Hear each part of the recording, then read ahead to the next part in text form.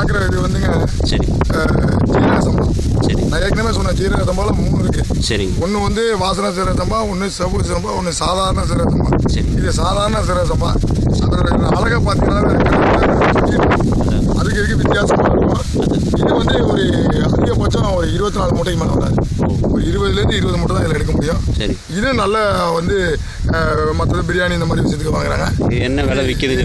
இதோட விலை என்னன்னு கேட்டிங்கன்னா விலையை பற்றி தான் பார்க்கணும். இந்த அரிசி வந்து 100 ரூபா வரும் போயிட்டு இருக்கு. சரி. சாதாரண ரசாயனம் பண்ணாலும் இது நிற்காது.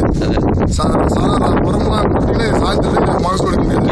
இதெல்லாம் எந்த உரமும் நம்ம போடக்கூடாது. இயற்கை முறை பச்சை மூலிகை பிடிச்சி விட்டு மட்டும் போடணும். முதல் எடுத்து விடணும். அதனால் வந்து இது ஒரு 24 மூட்டை நம்ம எடுக்கலாம். இதனோட விலை வந்து இன்னைக்கு 80 ரூபா 100 ரூபாய் வரை கிலோ போயிட்டு இருக்கு இந்த அரிசி. நீ விதையா நெல்லை விதைய கொடுத்தா 200 ரூபாய்க்கு விதை நல்லா சுத்தமாக பண்ணி விதை கொடுத்தா விதை தெரிவு பண்ணி கொடுத்தா விதைய கூட 200 ரூபாய்க்கு விவசாயிகள் வாங்கியிருக்காங்க.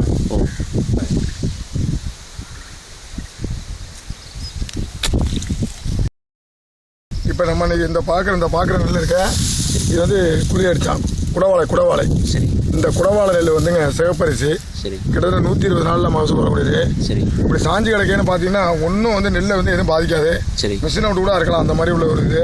சரி. இது வந்து குடவாழை இது எதுக்கு சாப்பிட்றாங்கன்னா முக்கியமாக வந்து இதில் ஒரு மருத்துவ குணம் என்ன இருக்குன்னா மகப்பேறு அதாவது பிரசவமாக இருக்கிற காலத்தில் கர்ப்பிணி பெண்கள் இதில் கஞ்சி வச்சு சாப்பிட்டாங்கன்னா நல்லா ஹெல்த்தியாக இருப்பாங்க அப்படிங்கிற ஒரு பயன்பாடு.